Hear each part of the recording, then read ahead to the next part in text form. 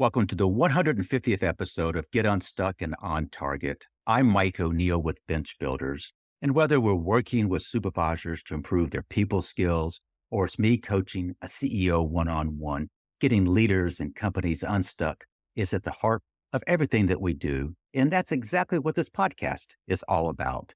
Each week, we invite great guests who share their hard-won experiences of getting themselves or others unstuck, back on target, and moving forward. And I hope it gets you unstuck and on target as well. Joining me is Rob Kalwarowsky. Rob is a TEDx speaker, high-performance leadership coach, and co-host of the Leadership Launchpad Project, which is the third highest ranking leadership podcast in Canada. Welcome, Rob. Thanks for having me, Mike. And just listeners out there, to do 150 episodes and 3 years of podcasting is a huge accomplishment. So I just want to say congratulations. You're kind. And I'm also I'll echo that very much. It would not have happened if we didn't have folks listening to these on a sustained basis, give me really good feedback, and also oftentimes suggesting great guests. And so I'm confident you're going to fit that same description. Rob, there's a lot we could talk about, but let me give a little more background about you and how you kind of came to your current role. Before coaching, you spent 10 years as an engineer in heavy industry. You graduated from MIT, and let me clarify, that's the Massachusetts Institute of Technology in the United States. You have a bachelor's degree in mechanical engineering, and you are a 3-time academic All-American in NCAA water polo. That's a remarkable thing to claim. How did that engineering degree prepare you to be the coach that you are? It didn't. Yeah, we did. At MIT, you do just a ton of math and a ton of heavy duty engineering. But the part that did actually prepare me for this is you're meeting with some of the highest performing, smartest, genius folks in the world. And since you're in that environment, you sort of learn what it takes to be that, and also what it takes or what those folks go through too. And so there's a wild thing at MIT, and I'm sure it happened probably at every school. It's almost nobody believed that they should be there. Almost everyone felt, oh yeah, well, everyone else is smarter than me, and I'm the imposter, and I don't belong. And it's something like I know you get from your your big leaders, because I get it too. And it's a common experience that basically everyone has. And then ultimately in my coaching now, when we do mindset work a lot with leaders, it's getting them unstuck from those types of beliefs that are preventing them from just stepping into the opportunity and being like, I'm here, let's go. You know, we have the option of going several different directions in this conversation. I know that you speak a great deal on destructive leaders, namely bad bosses. And I think we all immediately relate to what that might mean. And I would like to not only speak to that, I'd like to come back to this mindset thing that you just you made kind of reference to. Bad bosses. I don't know if this describes most of our listeners, but I just kind of assume they all fit into one category. And I think in your work, you have found that there's really different types of bad bosses. Can you kind of elaborate on that, please? Totally. Why don't we start, what's the category that you see as a bad boss? I don't know if fits your description, but it would be someone who basically thinks they know it all, and it's my way or the highway. Yeah. And that's like a very common type of bad boss, right? And that one we would probably call, or at least from the research perspective, we would call it an abusive narcissist. Actually, just under 20% of the workforce experiences that type of boss. I see. So it's a lot. It's a lot. And they also punish folks. They make threats. They, they take credit and avoid blame. They do these types of behavior. Now, if we want to get back to the mindset for folks out there, the reason these folks are abusive narcissists and they do these behaviors is because they have a gap in mindset where you ultimately feel deep inside that they're not good enough, or they don't belong, or they're not accepted. And therefore, that's why they over index in this. I'm important. This project, Mike's work that was a success. Well, it's actually all me. And then, oh, well, when Mike made a mistake, well, it's all Mike, right? That's a very much a protection mechanism because ultimately on the inside, I'm hurt. And that's what we see generally out in the world. Like everybody has these things. So you're not bad. You're not good. Like we joke about bad bosses. I call them assholes. But ultimately, we all have, quote, bad behaviors. We all have good behaviors. And then we also have moments where we show up in a way that we don't like because we were triggered. That's the first step to learning how not to become a bad boss is just the self-awareness of how do I act in these very different situations? What are my emotional triggers that I have? And then how can I work on my mindset to reduce the potential that these triggers are going to happen as often as they usually do? Our listeners typically fit into the broad category of these are leaders. They're in roles of responsibility. And therefore, I'm making the assumption that if you're watching or listening to this, you're a leader and you might have first thought of someone who might have been in that 20% that you just described. We're putting emphasis on how not to become such one. But you made a comment a moment ago about it starts with self-awareness in your work as a coach. And I know that you put particular emphasis on high performance coaching. What have you found is the best way for us as leaders to become more aware of just that? So the first thing is having mirrors of truth in your life. And this can be a coach, Mike or me. It could be a therapist. It can be a mentor. It could be your husband or wife or partner. It could be your kids. It could be even a colleague at work or your boss, right? Like what you need, even someone on your team that you really trust, right? The more mirrors that you have, the closer to the truth you're going to get, right? Because let's say you have a coach. Maybe we don't see you, like we don't see you every day, or we only hear about the things you tell us. But if you have your colleague there, they're going to notice things like when you're in a meeting together or when you give work, your husband or wife, they're going to give you a different perspective when you're at home or out with the kids or whatever, right? So piecing together those mirrors of truth allow you to see more about who you are. The other advice I'll give for folks for this is to start excavating who you are. And this is what we call it elite. There's horizontal work, which is what everyone's doing right now, listening to a podcast or reading a new book or watching a TED Talk or, this kind of learning stuff. Vertical work is starting to understand and integrate who we are. And this is, like mapping out what are your values? Where do you want to go in life? What's your purpose? And then understanding stuff like your mindset, like where are you being blocked? Where are the big emotional triggers for you? Those pieces and the mirrors of truth. If you have both of those in your life, you're going to be a phenomenal leader. And we didn't even say anything about how you should be at work or like how you should give feedback. Like we didn't talk anything about that, but that will put you vastly ahead of like 95% of leaders out there. Yeah. I've when you mentioned MIT, and one of the things you notice is that when the truth be told, everybody was kind of looking over left shoulder and right shoulder. And there was a sense of me at MIT. You referred to it as kind of imposter syndrome. I can see it. You describe how that could also in the workplace can manifest itself.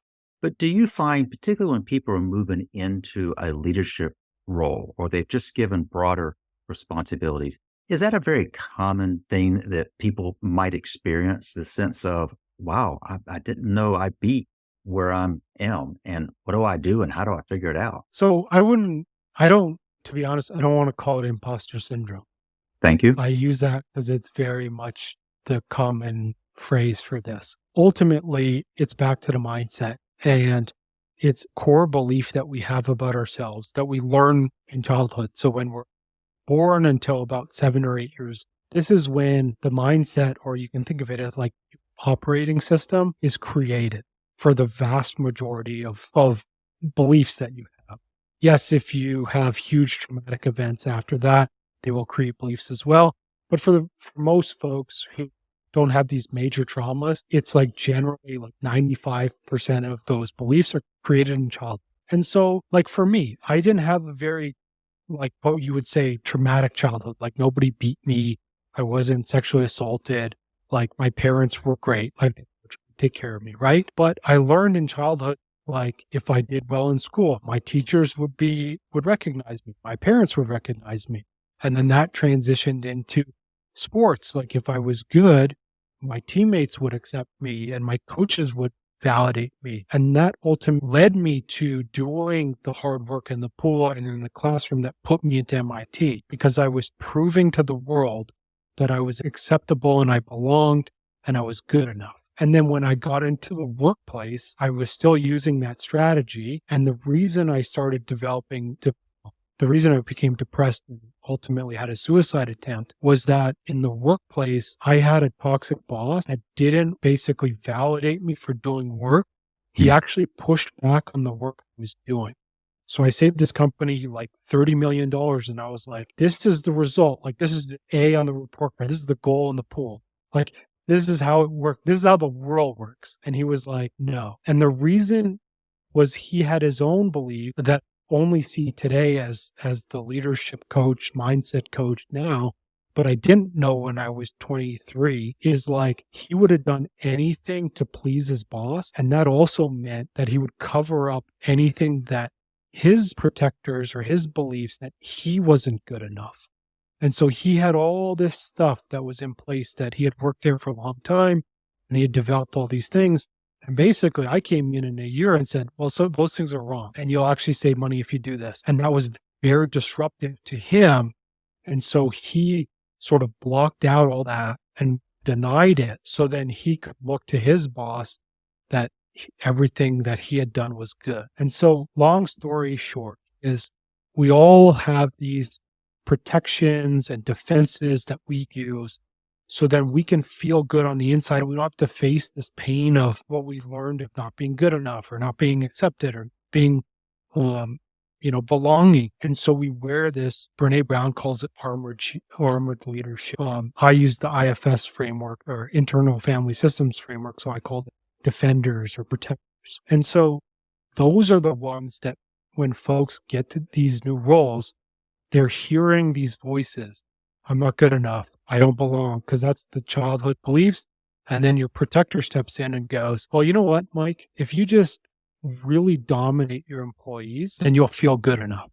And it's not a conscious thing, right? Like you're not thinking of it. It just happens.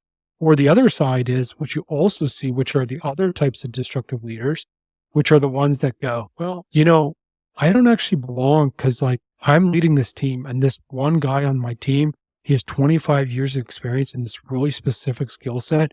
And ultimately, he's better than me in that skill set. So I'm just going to defer all decisions to him, or I'm going to say, well, it's upper management's decision. So I'm just going to shirk whole responsibility and accountability. And so we see it play out in very extreme ways. But ultimately, it all comes from here, the mind for folks. If you hadn't, I was going to explain that this mindset that you keep referring back to and how much of that gets established very early in our lives. You said maybe as early as 6 or 7 years old, and you spend subsequent years reinforcing that until such point it doesn't actually serve your purposes.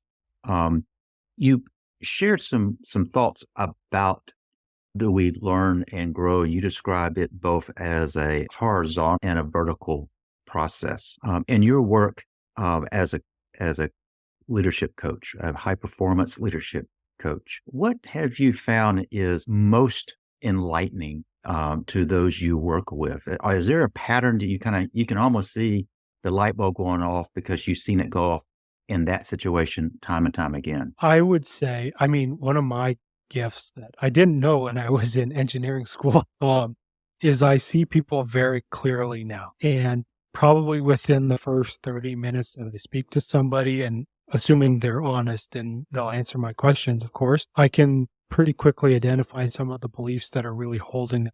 And then I start working with them on those beliefs. And obviously change isn't overnight. It's not this wave of magic wand as much as we all wish it would be, but we can make great shifts pretty quick. And so I was coaching a leader earlier this year, and in about 3 months, we were able to make major shifts where they didn't feel anxiety anymore. They felt more confident in their ability to make decisions. They felt more clarity about what those decisions would be in the future that they wanted to build towards. And then they started doing things in their calendar, which was like, hey, I'm going to block time so I can do deep work instead of just meeting to meeting to meeting or email to email to email.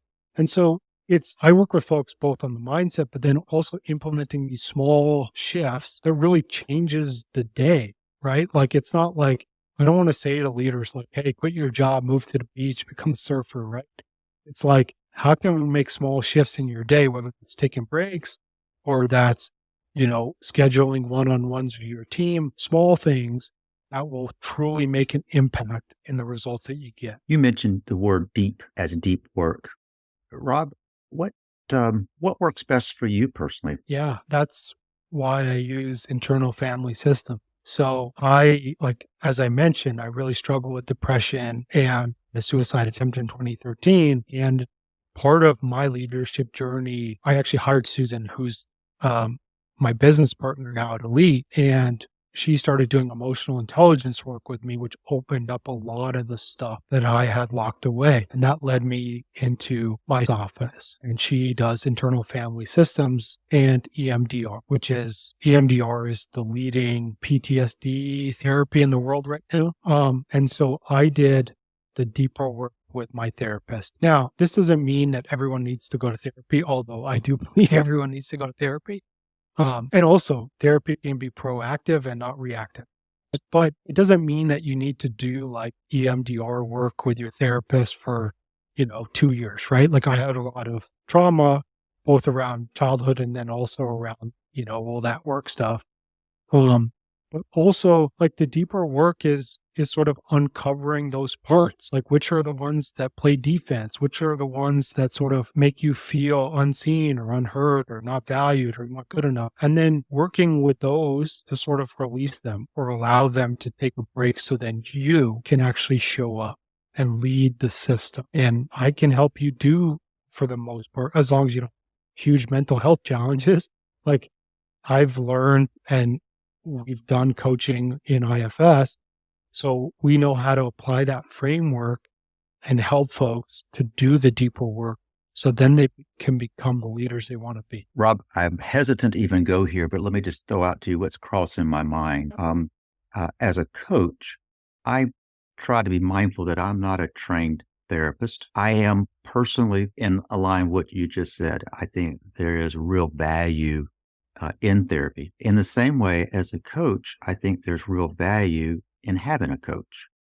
I have a coach. It's that coach that has helped me become a much better. And therefore, I love the expression of having mirrors of truth. My coach, that's one of my mirrors of truth. Why? In this case, she's got my back, but she also is willing, when appropriate, to tell me that which nobody else dares. She might be that person who has the perception and sees things that I can't see because I've got blinders on. I do draw the distinction between those two. And in terms of kind of what you described, you have been incredibly open a little bit about your personal journey and how this journey has informed you and molded you to be as effective as you are. You are soft-spoken. And I'm just trying to imagine you. I've actually seen this, but for those who are not watching or listening, as a TEDx speaker, that has been described to me as kind of the epitome if you're invited to do just that. How would you describe that experience for yourself? It was amazing. And I guess I think where you were going was the delta between coaching and therapy just a bit. If you'd like to elaborate on that, I would welcome your thoughts on there. Totally. So I'll just give the kind of the hard line. Okay. So therapists, all about past. They'll dig into your childhood. They'll do all that stuff. I do not do that. I work with your system today, help you improve today for tomorrow. So if you want someone to excavate your childhood, that ain't me. I don't have the skill set and I know how like disruptive and potentially dangerous that can be with somebody who's not fully trained. So that's where I'm going to set the line. And I'm very passionate about this because I've, I do have, or I've had coaches that have gone a little bit that way. And it was very hurtful because I didn't understand. And then also I hear a lot of folks who've had coaches that way. And again, it's very disruptive. So just want to do that. Now back to Thank TED. you. Yeah. Yeah. Yeah. I mean, TED was amazing. So I was invited because I talk about the mental health struggles and the suicide attempt I had about a bad boss. I was actually invited to speak in Japan, and they have for folks out there, they have a very strong work culture. They also have a massive problem with suicides and work-related suicides. Mhm. Even so much they have a word for work-related suicide. And so it was an incredible experience. And I mean, bad bosses really touch us all. So Yes. like the destructive boss stat is that 65% of the workforce experiences one right now. And I mean, if you've had a few bosses, like most of us have over our career, the stats to kind of say that you at some point you're going to encounter one, if not most, right? So it was just an incredible experience. And like I'm excited. It hasn't actually aired yet on YouTube. I'm so excited to share with folks when it comes in because it was like I had help. I had a coach and actually helped me write it. And I see it as a piece of art. And it was also I had the honor to be able to deliver it on a traditional Japanese no theater stage. And so the venue itself was incredible. And like no theater is a very old form of theater. And there's actually they make you wear these special socks. They're more like a booty kind of thing. They have to be brand new. They have to be white. Every time if you step off the stage, you have to put on a new pair of socks. Because in their culture, they say a god lives on the stage. And so it was just absolutely incredible and an honor to do it there. I appreciate you sharing that. And I also particularly appreciate you clarifying the gap, the delta between therapy and coaching. You have helped me better understand how you've begun and have bridged a number of things in your life in a way that continues to inform you. You are also a podcast host and a co-host, I think is how that would work. And here you are as a podcast guest. We do not pre-script these questions, as you know, because I just kind of blurt them out as I think about those. But turning the microphone, given a choice, given your temperament in a life, would you rather be the host or a guest? I love both. And I know that's Mm. a kind of not a great answer, but I love both. Like I love having folks on my podcast and like, just like, Mike, is we have the privilege now, like we're almost hitting 150 episodes with that one. I did a bunch more on different podcasts, but we have the privilege now of being pretty selective on our guests. And so I always, just like we did together, we did a pre-chat, and I always love to hear the guest story. How did they get I love to bring that to the show because like we all learn through stories. And I think that's really valuable. Also, I love connecting with folks on a deeper level than just like, hey, how you doing? Whatever. Right. And then coming on other folks' shows, I always love the unscripted ones Mm. because I always love maybe having a new question asked me that I didn't think of or I hadn't answered yet. And even just discussion, like I have to tailor what I say to what to your audience or to you. And so like right before this, I was on a show and the guy was like a computer engineer. So I was talking about coding and like that kind of thing. And so it's always fun to sort of push. And for me, like I've done a lot of mindset work, obviously. And so I don't worry about what I need to say or how I need to say it or, defending myself on I have to look like a genius or this or that, right? I just show up and I try to be who I am. And that's the best I can be, at least today. Rob, you may have already answered what you intended to say when I asked the question. Can you share an example where either you, a client, an organization got stuck? And what did it take to get unstuck? What comes to mind? Yeah. Obviously, I would say the best example for is me. I went from suicidal to a TED stage in 3.5. Yes. Also, in that 3.5 years, I bought a dog, I got married, and I moved to Costa Rica. That's the sexy version of that story. The unstuck part, or becoming unstuck part, took probably 200 deep therapy sessions with a world-class therapist, although she wouldn't say that. She is. It took 45 ketamine treatment sessions with my psychiatrist, as well as probably around 10 to 15 different medications until we found the right mix. It also took like a lot of pain, like excavating hurts, and you have to take off the shield to get to what's under. That's the non-sexy version. But what I want folks to really take away from this is, if you feel stuck, if you feel anxious, if you feel stressed out, if you don't know what you want to do in the future, if you feel like you don't have purpose, or you're drifting, or you're lost, even if you notice that like some of the behaviors we talked about are yours, none of this should come with any shame. It's just part of what it is. We learn to be bosses through what we see, and then we sort of like develop that, and then same thing with our mindset. Like, we experienced life when we were kids and we develop these things. There's no one's full. Now that you can change. And the change is faster than what I experienced. And often is, if you're willing to do the work, you can radically transform your life in a pretty short amount of time. And for some folks, obviously, who maybe didn't have the suicidality at the beginning, it's a lot faster than 3.5 years. Yes. You're demonstrating something that I think sometimes people don't pick up on. And that is, if you're going to be the best coach possible, it strikes me that when you're working with your clients, the degree of openness that you're sharing with me is also shared with your clients, that there's a degree of acknowledgement that life can be hard. And that vulnerability strikes me as you're not there as a coach because you have all the answers.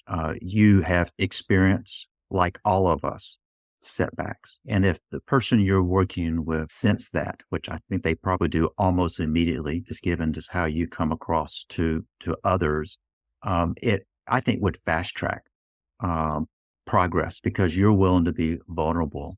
Is vulnerability, in your opinion, important for leaders? Yes, of course. Now, this goes to say that it needs to be real. I don't want to use the word authentic because I feel like that's overused leadership space, but it needs to be real. It can't be this forced thing. Like, it can't be this thing, you say, "Hey, Rob, how are you doing?" And I go, "I was suicidal." Like, yeah, that's true.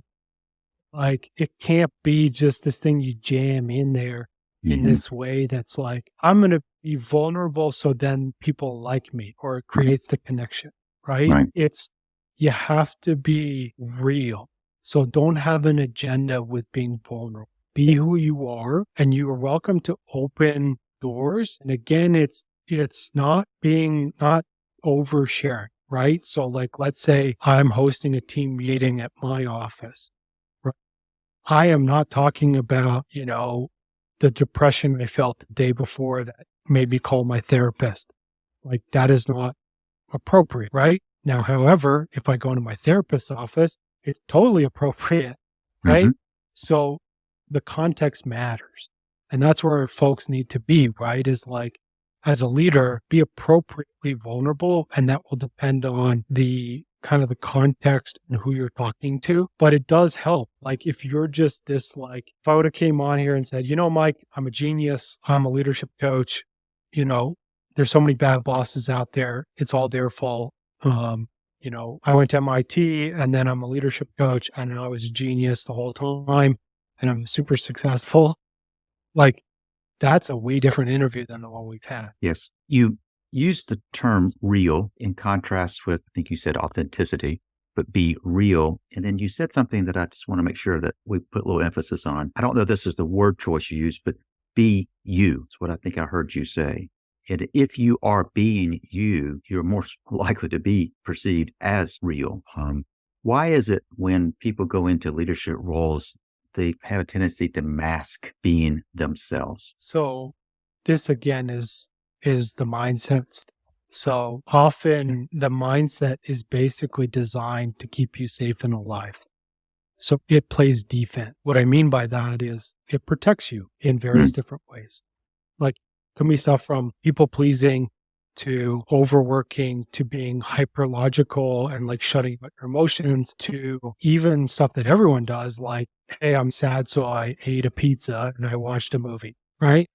To even crazy, like not crazy things, but like intense things like suicide and addiction, right? Now, as a leader, sometimes it feels very vulnerable, right? Especially when you're new, you're not super comfortable. Maybe you're promoted, you're thinking about, well, how's my team going to, or you join a new company, right? You're like, I don't know these people, how am I supposed to fit in? How does this all work? What are all these new processes all this stuff, right? So a lot of the times you enter into this protection where you're like, I'm not going to be vulnerable because then people won't actually they won't judge me, or I'll look good, I'll look perfect, these things. Or I'm going to over index on, talking about how great I am or how smart I am, or I'm going to under index, depending on how that plays out for you is very different on the mindset.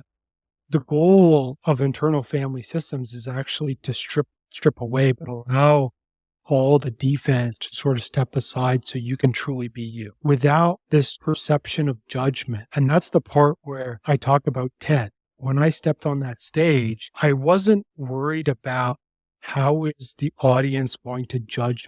I wasn't trying to prove with an agenda that I'm smart and they need to listen. Yes, I have data, I have research, those are parts of how you build a case, right? But I was there because I was trying to demonstrate this is why I'm super passionate about we need to help destructive leaders and why you can do, if you have one, to put yourself in a better position in life. And then also, I struggled with it too. And that's the big thing, right? The reason I get a little bit upset about the word authentic is I see it kicked around by people who haven't done the vertical work. They don't know who they are. And what's talking about authenticity is basically their defense. Hey, be authentic. So yeah, say whatever you want. You can tell your person that they're bad or stupid, right? That's not you. That's your protection saying that, right? And it's the same thing. Be authentic, tell people that, you're garbage and you made a bunch of mistakes yesterday. Again, that's forced and it's not you. And so those are why I don't like using the word authentic, because I feel like a lot of the folks that use it haven't done the vertical work and they're using it more as hey, it's cool on marketing or SEO.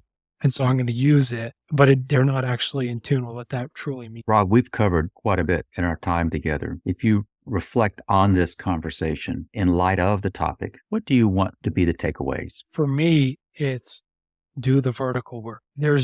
So I'm not saying don't listen to podcasts or read books or watch TED Talk. You absolutely need to do horizontal work as a leader too, right? You can gain really practical, good strategies from books and podcasts and TEDx, all these things, right? But it doesn't substitute for getting to know yourself. And even if folks that sounds like a huge endeavor, right? But even if you just let's say you take a minute and you go outside and you sit down and you just spend a minute, how you feel, why are you feeling that way? That can be a great start. And just start there and just do that every day for the next 30 days. And if folks want to reach out, I have a 3-minute meditation visualization thing. I'll give it to them for free. Just send me an email of Elite High Performance. It's 3 minutes. It's basically a version with some music, but the ask is really small, right? Do that and it will open things that you probably have never realized before. Rob, there's been a level of intimacy in this conversation that is different than most that I've had on this podcast. That would not have happened if you weren't willing to be real with me and real with these listeners and viewers. Thank you for being you and being real today. Thank you for saying that. It means a lot. I want to close by thanking our listeners for joining us today. For more insights about how you might get unstuck and moving your business forward, I invite you to subscribe to the Bottom Line newsletter. You can just do that by going to bench-builders.com. I have found that the clients that we work with, they usually had one of two problems. Either they were frustrated because they were losing the employees they wanted to keep, or their leaders, they found themselves stuck in the weeds of the day-to-day, and they're failing to execute on their long-term strategy, be it professional or personal. So if you're listening and you're wrestling with high turnover or poor execution, and if that's slowing your growth, let's talk. Head over to bench-builders.com and just schedule a call. So I want to thank you for joining us. And I hope you have picked up on some quick wins from Rob that will help you get unstuck and on target.